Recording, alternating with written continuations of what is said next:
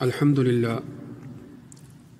للہ رب العالمین والعاقبۃ للمتقین والصلاة والسلام علی نبیہ الکریم اما بعد فاعوذ باللہ من الشیطان الرجیم بسم اللہ الرحمن الرحیم لقد ارسلنا رسلنا بالبینات وانزلنا معهم الكتاب والمیزان لیقوم الناس بالقسط وقال النبي صلى الله عليه وآله وسلم لا يؤمن أحدكم حتى أكون أحب إليه من والده وولده والناس أجمعين وقال الله تبارك وتعالى إن الله وملائكته يصلون على النبي يا أيها الذين آمنوا صلوا عليه وسلموا تسليما اللهم صل على سيدنا ومولانا محمد وعلى آل وأصحاب سيدنا ومولانا محمد وبارك وسلم عليه حسن یوسف دم عیسیٰ ید بیضا داری حسن یوسف دم عیسیٰ ید بیضا داری آنچ خوباں ہما دارند تو تنہا داری. رسول نبی مہربان حضرت محمد مصطفیٰ احمد مجتبیٰ صلی اللہ علیہ وآلہ وسلم کی شان رسالت کے کیا کہنے کہ وہ خصوصیات، وہ خوبیاں، وہ عنایات، وہ معجزات جو دیگر انبیاء کو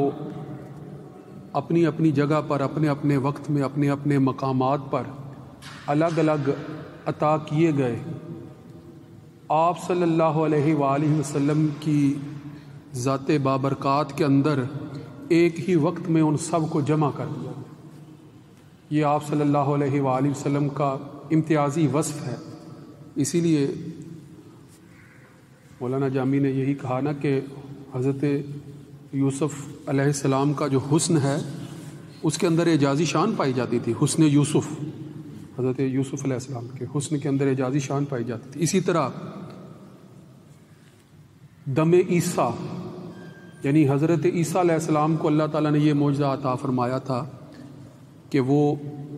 مردے کو زندہ کر دیا کرتے تھے. تو دم، سانس، یعنی جس کے اندر جان نہیں ہے، جس کے اندر سانس نہیں ہے، جس کے اندر دم موجود نہیں ہے، تو اللہ کے حکم سے کم بإذن اللہ کہہ کر حضرت عیسیٰ علیہ السلام جو ہیں وہ مردے کو زندہ کر دیا کرتے تھے. تو اسی لیے کہا کہ دم عیسیٰ اور ید بیضا داری، جو حضرت موسیٰ علیہ السلام کا معجزہ تھا کہ بغل میں ہاتھ جب نکالتے تھے تو بالکل سفید چمک رہا ہوتا تھا. تو یہ مثال کے طور پر 3 انبیاء کے نام لیے اور ان کے معجزات کی طرف اشارہ کیا. تو ساتھ ہی فرما دیا کہ یہ ساری خوبیاں، ہم آنچ خوباں، یہ ساری خوبیاں، یہ سارے اوصاف، یہ سارے بینات، یہ سارے معجزات جو دیگر انبیاء کے اندر الگ الگ پائے جاتے ہیں، آنچ خوباں ہما دارند، اگر ان کو جمع کر لیا جائے، اگر ان کو اکٹھا کر لیا جائے، اگر وہ اکٹھے ہوں، جمع ہوں، تو تنہا داری. تو آپ صلی اللہ علیہ وآلہ وسلم کی اکیلے ذات کے اندر یہ ساری خوبیاں موجود ہیں. یہ آپ کا امتیازی وصف ہے، آپ صلی اللہ علیہ وآلہ وسلم کی امتیازی شان.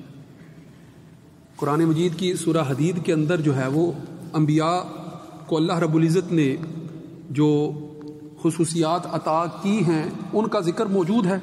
کہ لقد ارسلنا رسلنا بالبینات، کہ تحقیق ہم نے اپنے رسولوں کو بھیجا ہے، ان کو منصب رسالت سے سرفراز کر کے لوگوں کی طرف بھیجا ہے. اور جب بھیجا ہے تو بالبینات، ساتھ واضح نشانیوں کے بھیجا ہے. یہ نہیں ہے کہ انبیاء اور رسول اللہ رب العزت کی طرف سے جو ہے وہ لوگوں کی طرف اللہ کی دعوت، اللہ کے کی طرف پکارنے، اللہ تعالیٰ کی طرف بلانے کے لیے اگر لوگوں کو بھیجا جا رہا ہے تو یہ نہیں ہے کہ وہ آ گئے ہیں اور ان کے پاس کوئی امتیازی اوصاف موجود نہیں ہیں، اور یہ امتیازی اوصاف ایسے ہیں کہ جو دیگر تمام انسانوں سے جو ہے وہ انبیاء اور رسول کو منفرد بنا دیتے ہیں اور اعلیٰ اور افضل بنا دیتے ہیں۔ یہ بات آپ نے ذہن میں رکھنی ہے کہ انبیاء عام انسانوں سے افضل ہوتے ہیں، اور ان کی فضیلت کی وجہ بنیادی یہی ہے کہ اللہ تعالیٰ نے انہیں خاص منتخب فرمایا ہے اپنا پیغام بنی نوع انسانی تک پہنچانے کے لیے۔ یہ اولین وجہ فضیلت ہے، اور دیگر انبیاء کی جو ہے وہ مختلف انبیاء کی دیگر بہت سی وجوہات ہیں فضیلت کی۔ قرآن مجید میں آتا ہے تلک الرسل فضلنا بعضهم علی بعض، کہ انبیاء ہیں، یہ رسول ہیں، ہم نے ان میں سے بعض کو بعض پر فضیلت دی ہے۔ جن کو صاحب شریعت نہیں بنایا تو جن کو صاحب شریعت بنایا ہے ان پر ان کو فضیلت دی ہے، جن کو کتاب نہیں دی اور جن کو کتاب دی ہے تو صاحب کتاب انبیاء کو غیر صاحب کتاب انبیاء پر فضیلت دی ہے۔ اسی طرح بہت سے انبیاء کو مختلف معجزات عطا کیے تو ان معجزات سے بھی ان کی فضیلت جو ہے وہ واضح ہوتی ہے۔ لہذا بینات کے ساتھ بھیجا ہے اللہ رب العزت نے رسولوں کو، واضح نشانیاں دے کر بھیجا ہے کہ لوگ پہچان جائیں کہ یہ اللہ کے رسول ہیں۔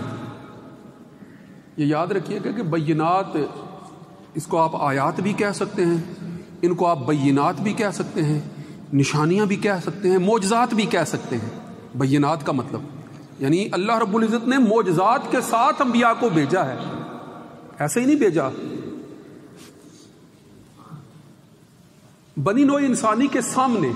لوگوں کے سامنے جب انبیاء اپنی رسالت کا دعویٰ کرتے ہیں تو لوگ پھر سب سے پہلے جو ہے وہ دلیل مانگتے ہیں کہ آپ کی نبوت یا آپ کی رسالت کی دلیل کیا ہے، ثبوت کیا ہے۔ اس کے بغیر وہ نہیں مانتے۔ اور انسانی جو سرشت ہے، جو انسانی مزاج ہے، جو انسان کی طبیعت ہے، چونکہ انسان اللہ رب العزت نے گو کہ اس کو اشرف المخلوقات بنایا ہے، اور اسی وجہ سے جو ہے وہ خاص قسم کی صلاحیتیں اس کے اندر رکھی گئی ہیں۔ حواس خمسہ کے ساتھ جو ہے وہ عقل بھی اس کو عطا کی گئی ہے۔ حواس خمسہ تو حسی ادراک کے لیے ہیں، اور عقل جو ہے وہ نظری ادراک کے لیے، فکری ادراک کے لیے، جسے عقلی ادراک بھی آپ کہہ سکتے ہیں۔ تو انسان کو اپنی ان بنیادی خصوصیات کی وجہ سے دلائل بھی انہی کے ساتھ مناسبت رکھنے والے چاہیے ہوتے ہیں۔ اس کو حسی دلائل چاہیے ہوتے ہیں، اس کو نظری دلائل چاہیے ہوتے ہیں، اس کو عقلی دلائل چاہیے ہوتی ہیں۔ ان کے بغیر وہ بات کو تسلیم نہیں کرتا ہے۔ یہ انسان کی فطرت ہے، انسان کی سرشت ہے کہ جب تک دیکھ نہیں لیتا مانتا نہیں ہے، جب تک سن نہیں لیتا پہچانتا نہیں ہے، جب تک چکھ نہیں لیتا تو اس کے اندر یہ ذائقے کا ادراک پیدا نہیں ہوتا ہے، جب تک چھو نہیں لیتا تو اس کی حیت سے اس کو واقفیت نہیں حاصل ہوتی جس چیز کو وہ چھوتا ہے۔ تو اس لیے حسی ادراک جو ہے وہ اولین طور پر اس کا مطالبہ ہوتا ہے۔ انسان کا مطالبہ اولین جو ہے وہ حسی ادراک ہوتا ہے کہ حسی طور پر وہ دیکھ کر، چکھ کر، سن کر یا محسوس کر کے یا جو ہے وہ سن کر جو ہے وہ چیز کی شناخت کر لے، وہ یہ چاہتا ہے۔ تو جب معاملہ جو ہے وہ کسی ایسے ادراک کا ہو جس کا تعلق اس عالم حسی سے ہو ہی نہ، اس مادی عالم سے، حسی عالم سے، کہ جس کے اندر ہر چیز جو ہے وہ نظر آتی ہے یا چھوئی جاتی ہے یا چکھی جاتی ہے یا دیکھی جاتی ہے، اس سے اس کا تعلق ہی نہ ہو، وہ اس عالم کے اندر کی چیز ہی نہ ہو، تو پھر یہ حواس تو جواب دے جاتے ہیں۔ لہٰذا ایسی تمام اشیاء سے متعلق وہ انکار کر دیتا ہے اولین طور پر جو اس کے اس حواس کے ادراک میں نہیں آتی۔ لہٰذا جب اس سے کوئی بالا تر چیز ہو تو اس کا پھر اگلا مطالبہ یہ ہوتا ہے کہ پھر عقلی طور پر، نظری طور پر، ذہنی طور پر، فکری طور پر دلائل دے دیے جائیں نا، کہ ہم اس چیز کو سمجھ جائیں کہ یہ ہے۔ اس کے وجود کے دلائل وہ مانگتا ہے انسان اپنی فطرت کے تقاضے کے عین مطابق، کہ جب چیز نظر نہیں آ رہی تو پھر کوئی ایسا ثبوت دیا جائے کہ وہ موجود ہے، ایسا ثبوت دیا جائے، ایسی دلیل دی جائے کہ اس کے موجود ہونے کے اوپر یقین آ جائے۔ تو انبیاء اور رسول بھی جب اپنی نبوت و رسالت کا دعویٰ کرتے ہیں تو وہ انہی دو طرح کے دلائل کا تقاضا کرتے ہیں کہ آپ کے اندر کون سی ایسی اضافی چیز ہے کہ جو ہم میں نہیں ہے. یہی مطالبہ کر رہے تھے. وہ تو ہم ہی جیسے نظر آ رہے ہیں, بازاروں میں آتے جاتے ہیں, کھاتے پیتے ہیں, جو ہمیں حاجات لاحق ہیں. مگر مشرکین کا یہی مطالبہ ہوا کرتا تھا نا کہ یہ ہم جیسے کیوں ہیں, اللہ تعالیٰ نے کسی فرشتے کو رسول بنا کر کیوں نہیں بھیجا ہے, یا کسی ایسی مخلوق کو جو طاقتور ہو اس کو جو ہے وہ رسول بنا کر کیوں نہیں بھیجا ہے. اسی لیے مطالبہ کرتے تھے نا کہ وہ اپنے جیسا کسی فرد کو دیکھ کر جو ہے وہ تسلیم کرنے کے لیے تیار ہی نہیں تھے کہ یہ بھی رسول ہو سکتے ہیں. لہٰذا ان کی رسالت کے دلائل مانگتے تھے. تو ظاہری طور پر جب ان کو یہ نظر آ رہا ہوتا تھا کہ یہ تو ہم ہی جیسے انسان بظاہر نظر آ رہے ہیں, تو پھر ان کو ہم سے منفرد کرنے والی کون سی چیز ہے کہ ہم ان کو منصب رسالت کے طور پر جو ہے وہ ان کے منصب کو تسلیم کر لیں. تو ایسی صورت میں پھر اللہ تعالیٰ جو ہے وہ دونوں طرح کے معجزات اپنے منتخب کردہ انبیاء کو جو ہے وہ عطا فرماتا ہے. عقلی دلائل سے بھی ان کو مزین کرتا ہے اور حسی معجزات سے بھی جو ہے وہ ان کو نوازتا ہے. اسی لیے حضرت موسیٰ علیہ السلام کو کئی طرح کے معجزات دیے گئے, ید بیضا. اسی طرح حضرت عیسیٰ علیہ السلام کو کئی طرح کے معجزات دیے گئے کہ وہ مردے کو زندہ کر رہے ہیں, وہ مادرزاد اندھے کو بینا کر رہے ہیں, وہ جو ہے وہ ہمیشہ سے جو ہے وہ کوڑ کے مرض میں مبتلا کو جو ہے وہ صحتیاب کر رہے ہیں. تو ایسے افراد کو جب وہ صحتیاب کر رہے ہیں یا مردے کو زندہ کر کے دکھا رہے ہیں تو حسی طور پر یہ دلیل پیش کر رہے ہیں کہ ہم میں تم سے بڑھ کر کچھ ایسی صلاحیت ہے جو تم سے ہمیں منفرد کرتی ہے اور ممتاز کرتی ہے. مگر یہ یاد رکھنا کہ ہم یہ جو کر کے دکھا رہے ہیں یہ ہماری ذاتی صلاحیت نہیں ہے, یہ اللہ کے حکم سے کر کے دکھا رہے ہیں, یہ ہماری ذاتی صلاحیت نہیں ہے. یہ ساتھ وہ وضاحت فرما دیا کرتے تھے. لہٰذا جب حسی معجزات کا مطالبہ ہوتا تھا تو پھر آپ صلی اللہ علیہ وآلہ وسلم جو ہے وہ چاند کو 2 ٹکڑے کر کے بھی دکھا رہے ہیں. آپ صلی اللہ علیہ وآلہ وسلم سے جب حسی معجزات کا مطالبہ ہوتا تھا تو سورج کو بھی واپس جو ہے وہ پھیر کر مطالبہ دکھا رہے ہیں, سامنے مشاہدہ کروا رہے ہیں آنکھوں کا, تاکہ حسی طور پر جو ہے وہ کوئی شک باقی نہ رہ جائے. اسی طرح آپ صلی اللہ علیہ وآلہ وسلم جب پوری زندگی مشرکین مکہ کے درمیان گزار رہے ہیں اور وہ دیکھ رہے ہیں مشاہدہ کر رہے ہیں کہ ہم نے انہیں کبھی وعدے کی خلاف ورزی کرتے نہیں دیکھا ہے, ہم نے کبھی ان کو جھوٹ بولتے نہیں دیکھا ہے, ہم نے کبھی جو ہے وہ ان کو اپنی بات سے پھرتے ہوئے نہیں دیکھا ہے, ہم نے کبھی جو ہے وہ امانتیں جو ہے وہ ان سے چھن جانے کا ڈر یا خوف محسوس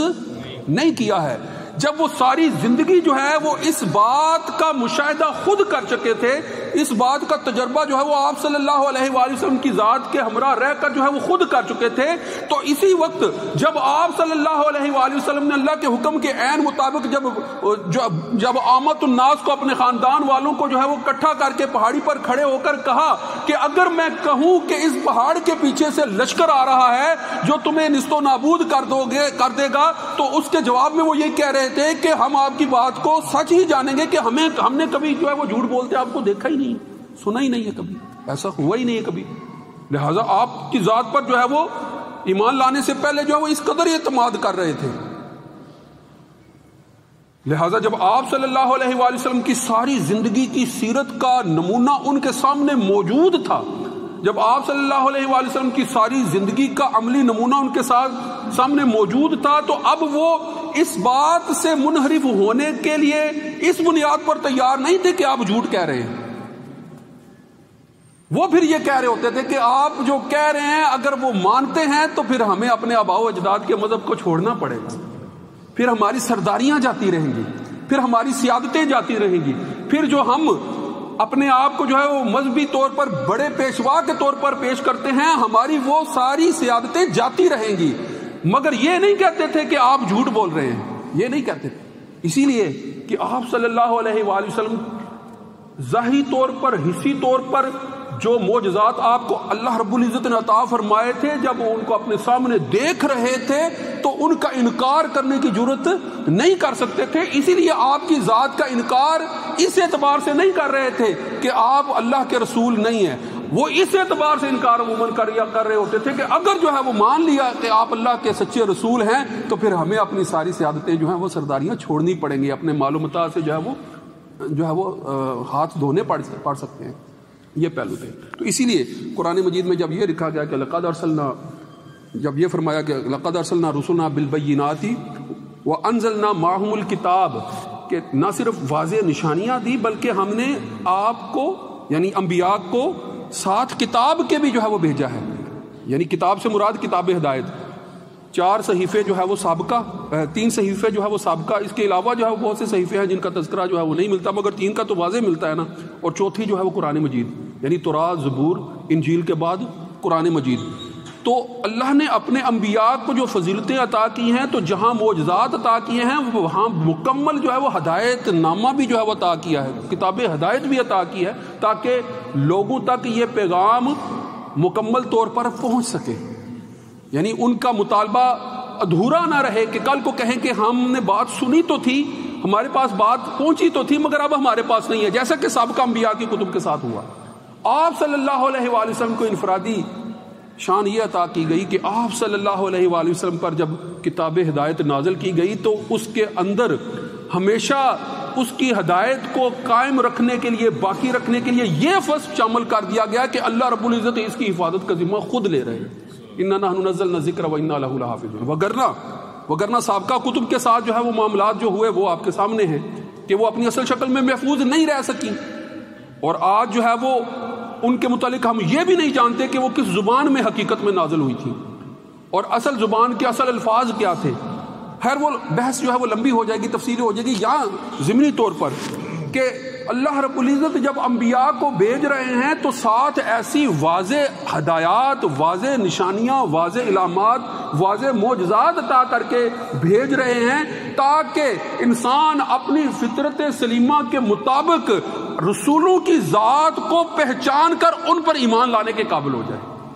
اور جب ایمان لے آئے تو رسولوں پر ایمان لانے کا مطلب یہ ہے کہ رسول کی کہی ہوئی پھر ہر بات پر ایمان لانا، اور آپ کی بتائی ہوئی ہر تعلیم پر عمل کرنا، آپ کی بتائی ہوئی جو ہے وہ ہر دعوت پر لبیک کہنا، آپ کے بتائے ہوئے تمام احکامات پر منوعاً عمل کرنا، پھر یہ اس کا بنیادی تقاضا بن جاتا ہے. تو رسول اللہ صلی اللہ علیہ وآلہ وسلم کے اندر یہ شان ہے کہ تمام انبیاء کو جو الگ سے معجزات عطا کیے گئے، حسن یوسف، دم عیسیٰ، ید بیضا داری، آنچ خوبہ ہما دارن تو تنہا داری، وہ ساری خصوصیات، وہ ساری خوبیاں، وہ سارے معجزات، وہ سارے انعامات، وہ سب کے سب جو ہے وہ آپ صلی اللہ علیہ وآلہ وسلم کی ذات میں نہ صرف جمع کر دیے گئے بلکہ پھر رحمت للعالمین کا جو اعلیٰ مقام ہے وہ بھی آپ کو عطا کر دیا گیا تاکہ رہتی دنیا تک کے لیے یہ ثبوت قائم ہو جائے، یہ دعویٰ قائم ہو جائے، یہ حجت قائم ہو جائے کہ اللہ رب العزت اپنے بندوں پر ظلم کرنے والا نہیں ہے. وآخر دعوانا ان الحمد للہ رب العالمین. سنتیں ادا فرما رہے ہیں.